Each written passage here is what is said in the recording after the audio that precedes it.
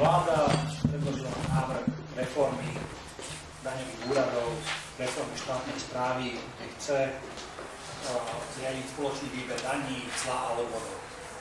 A to všetko spôsobom, čím ďalej od občana, tým lepšie, čím väčšia koncentrácia moci, tým lepšie. Prečo si to môžeme dovoliť povedať? Preto, lebo dnes rozhoduje parlament 150 poslancov o tom, že v ktorých miestach, v ktorých obvodoch sú daňové úrady správnou subjektivitou.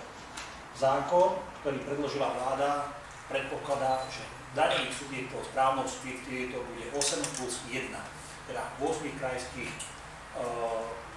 úradov a plus 1 špeciálna pre vybrané daňové subjekty. Ďalší v ostatných obciach a mestách už nebudú mať právnu subjektivitu, tým pádom môžu, ale nemusia byť detašovaným pracoviskom a o ich existencii alebo neexistencii bude rozhodovať jediný štátny úradník, generálny riaditeľ daňového úradu, ktorého menuje a odvolá minister financií. To znamená, že žiadne vyjadrovanie sa zo strany parlamentu, žiadne vyjadrovanie zo strany vlády, je to iba úradník, ktorého menuje a odvoláva minister financií.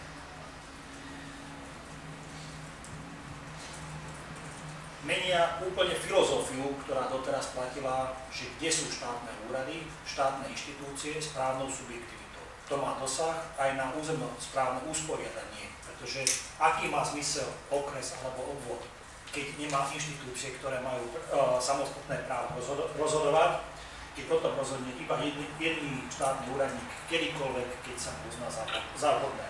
To znamená, že vyberajú rozhodovacie právomoci z rúk parlamentu a dávajú ho do rúk jediného štátneho úradníka. Vzhľadom k tomu, že vláda túto novelu chce uplatniť, alebo chce tento zákon, aby vstúpil do platnosti od 1.1.2012, dobre počujte, 2012, predkladá dnes do prvého čítania. Z tohoto dôvodu navrhneme stiahnuť tento bod z rokovania Národnej rady a navrhujeme, aby Národná rada rozhodovala o takýchto rozhodnutiach až po zmene nového parlamentu, po parlamentných voľbách roku 2010. Stále zostane dostatok času na to, aby daňové úrady a všetky štátne inštitúcie sa mohli k tomu prispôsobiť. Kladiem si otázku.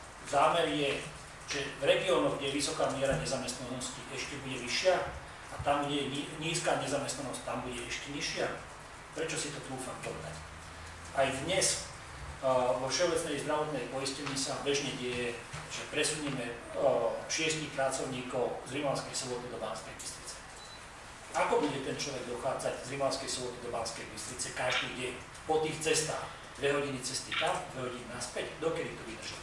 Výška platu nie je taká vysoká, aby si vedel zabezpečiť týždenné ubytovanie v Banskej Bystrici.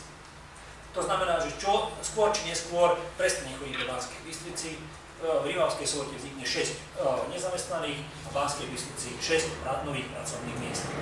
Pokiaľ toto sa má diať aj na úrovni daňových úradov, tak treba si položiť otázku, aký to má zmysel, aký to má cieľ. Neviem, či predkladatelia úplne premysleli dôsledky takéhoto kroku.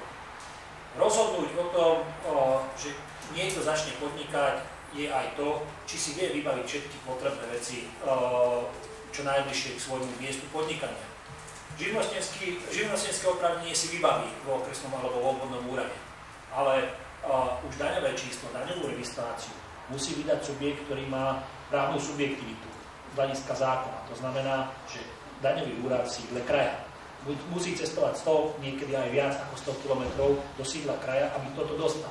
Nie každý má prístup k internetu, nie každý ovláda internet, nie každý dokáže vybaviť elektronicky. Na to už predkladateľ zabúdajú a právna subjektivita tu neexistuje. Takže už teraz môžeme špekulovať o tom, že ktoré daňové úrady budú prvé, ktoré zaniknú. Bude to Stropkov či Svidník, či aj jeden, aj druhý. Bude to Filákovo, bude to Revúca, bude to Tornala, budú to Turčianske Teplice, či Krupina. Ktorá z nich bude? Kežmarok, Nová Baňa. Toto považujeme za potrebné, aby sa dozvedeli občania v týchto regiónoch. aby vedeli, že keď tento zákon prejde a o 2 roky v týchto úradoch, v týchto sídlach daňové úrady zaniknú, tak za to môže ktorá vláda a kto má takýto zámer. Nehovoria o tom, že neúmerne koncentrujeme moc do jednej ruky. To znamená, že šéf daňového úradu má právo rozhodnúť v niektorých opatreniach alebo v niektorých veciach. To znamená, že jeden jediný človek na úrovni kraja bude mať túto právomoc. Skúsme si domysliť, akými následkami. Ďakujem. Ďakujem pekne, nech sa páči, priestor pre vaše otázky. Ak nie sú, tak veľmi ďakujem za účasť, tešíme sa na budúce. Dovidenia. Ďakujeme pekne.